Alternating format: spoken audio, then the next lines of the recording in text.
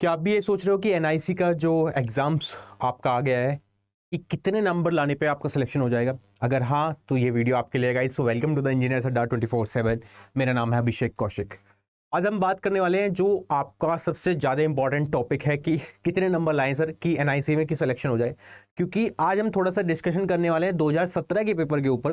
उसमें किस-किस तरह के क्वेश्चन्स आए थे और वो क्वेश्चन जो थे डिफ़िकल्ट, लेकिन उस पर कट ऑफ कितनी बनी थी। तो आज बेसिकली कट ऑफ पे बात करेंगे, है ना?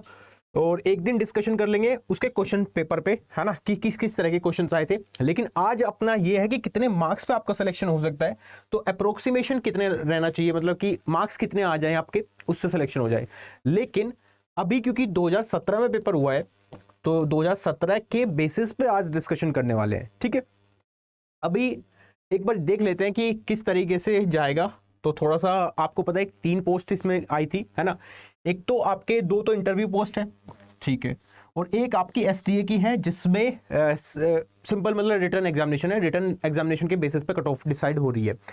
अगर आप इसको देखो कि साइंटिस्ट बी की जो पोस्ट है आपकी, उसमें यूआर कैटेगरी, क्योंकि 2017 का ये है 2017 का, तो हाईएस्ट परसेंटेज 120 में से अगर हम बात करें तो 82.75 गई, 76 गई, और जो कट ऑफ परसेंटेज है वो 56.03 है आउट ऑफ 120, है ना।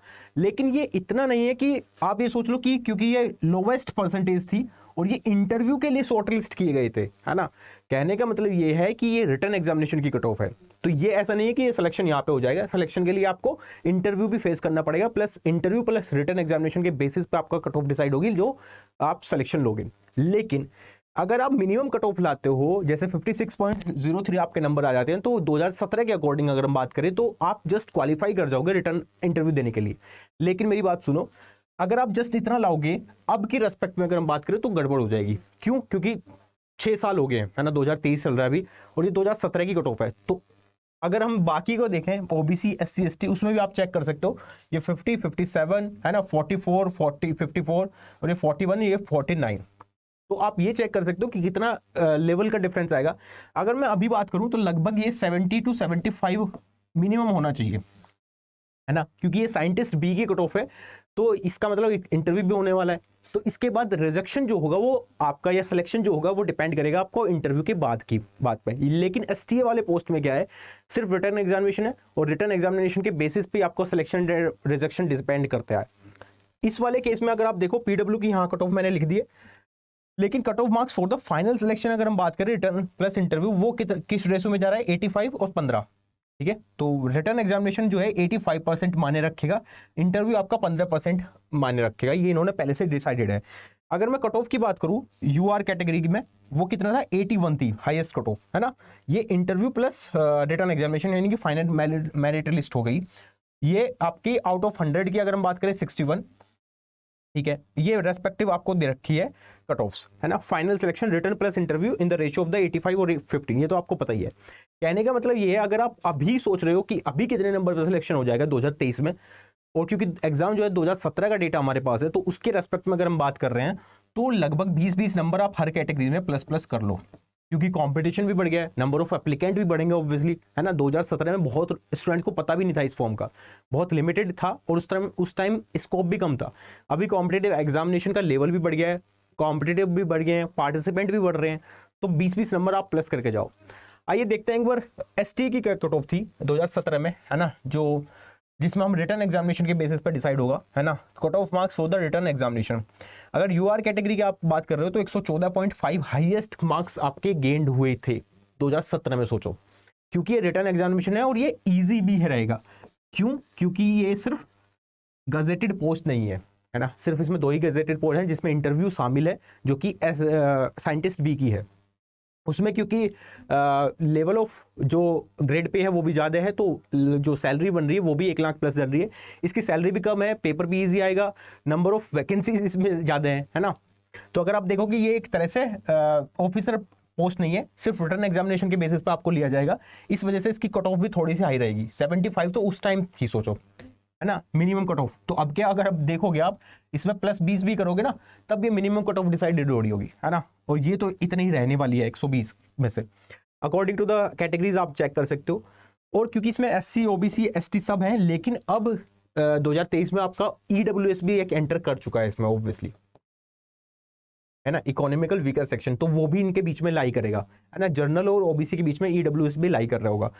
अगर आप पीडब्ल्यू की कैटेगरी की बात कर रहे हो तो वो यहाँ पे दिखाई दे रही है आपको।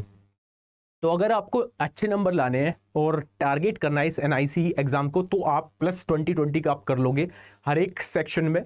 तो उस स्पीड से, उस रेस्पेक्टिव से आप चेक कर सकते हो कि हाँ इतनी कट ऑफ जा सकती है, ठीक है। अगर हम बात कर रहे हैं तो हर एक कैटेगरी में आप +20 कर लो। एसटीए में तो ऑब्वियसली मान के चलना, क्योंकि पेपर बहुत ईजी होगा, सिर्फ रिटर्न एग्जामिनेशन के बेसिस पे आपका सिलेक्शन या रिजेक्शन डिपेंड कर रहा है। तो यहाँ तो आपको हाईएस्ट परफॉर्म करना ही करना होगा, ठीक है। तो ये तो रही कट ऑफ की बेसिस की बात। लेकिन आप चाहते हो कि आपकी तैयारी जो है वो स्ट्रीमलाइन हो, सिलेक्शन के नज़दीक जाओ आप, तो आप एक काम कर सकते हो, आप हमारे से जुड़ सकते हो कोर्सेज में, क्लासेस में, वीडियो कोर्स के माध्यम से, है ना। वो आपको दिखाई दे रहे हैं। एनआईसी के 2 कोर्सेज आपके सामने अवेलेबल है। एक तो साइंटिस्ट बी का 2023 के लिए, है ना, एक साइंटिफिक ऑफिसर और साइंटिफिक टेक्निकल असिस्टेंट जो एसटीए वाला है ना। दोनों क्लासेस में या दोनों कोर्सेज में आप ज्वाइन कर सकते हो, जिसमें भी आप जाना चाहते हो। तो उसके लिए कोड यूज कर सकते हो आप Y516, जिससे कि आपको मैक्सिमम डिस्काउंट यहाँ पे मिल सकता है, ठीक है। अब मैं बात कर देता हूँ, ये तो मैंने बता दिया आपको कट ऑफ और वो सब बेसिस का। आपको अब मैं बता देता हूँ कि कैसे ज्वाइन कर सकते हो अगर आपको आना है। If you want to wish कि हाँ आपको निकालना है ना, तो तैयारी थोड़ी सी अच्छी करनी पड़ेगी, क्योंकि पेपर भी तगड़ा है थोड़ा सा, है ना, ये भी आप मान के चलो। तो अगर आप चाहते हो ज्वाइन करना, तो कुछ नहीं करना, Adda247 पे जाना है। वेबसाइट जो होगी Adda247.com पे जैसे आप जाओगे, वेबसाइट इस तरीके से ओपन हो जाती है। ऑल कोर्सेज में जाके जेई एंड एई पे जैसे आप क्लिक करोगे तो कंप्यूटर साइंस वाला सेक्शन दिख रहा है और यहाँ एनआईसी दिख रहा है, तो इस पर क्लिक करोगे आप। ये 2 टेस्ट सीरीज हैं आपके लिए, है ना, दोनों इंग्लिश मीडियम में, और पेपर भी इंग्लिश मीडियम में ही होगा सिर्फ, है ना, ओनली इंग्लिश मीडियम। मैंने एक वीडियो बनाई थी तो उसमें मैंने बताया था A to Z आपको। ये टेस्ट सीरीज है, लेकिन ये टेस्ट सीरीज आप बाद में लेना, जब आपकी तैयारी अच्छी खासी हो जाएगी और जब पेपर नजदीक आ जाएगा। अभी क्योंकि आपको सिलेबस को खत्म करना है, तो जिसमें भी आपको जाना है, या तो एनआईसी साइंटिफिक असिस्टेंट और साइंटिस्ट बी, तो जो जिसमें भी आप जाना चाहते हो उस पर क्लिक कर लेना। मैं एक करके दिखा देता हूँ आपको। सपोज आप साइंटिस्ट बी में जाना चाह रहे हो, तो जैसे आप इस पर करोगे तो यहाँ पे बाय नाउ पे जैसे आप क्लिक करोगे ना, तो 8999 आपको दिखाई देगा यहाँ पे, है ना। तो यहाँ पे आपको कूपन कोड यूज करना है, जिससे कि आपको मैक्सिमम डिस्काउंट मिल जाए यहाँ पे। और मैक्सिमम डिस्काउंट जो मिलेगा ना आपको, उसके लिए आपको लगाना है Y516, ठीक है। एक सेकंड, जैसे आप Y516 लगाओगे, देखो मैंने लिख दिया Y516 यहाँ पे, अप्लाई करोगे। अप्लाई करके आपको यहाँ डिस्काउंट दिख जाएगा, होपफुली आप देख भी पा रहे होंगे, है ना।